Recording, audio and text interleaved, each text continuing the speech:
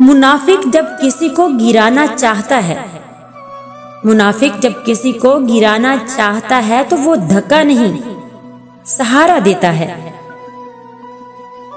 मोहब्बत करने वालों को अना से क्या गर्ज, वो तो मान रखते हैं और मान जाते हैं। लोग मोहब्बत के बारे में बहुत कुछ लिखते हैं, मोहब्बत पर बहुत बहस करते हैं, मोहब्बत के नाम पर लड़ते भी हैं, लेकिन मोहब्बत निभाते नहीं हैं। जब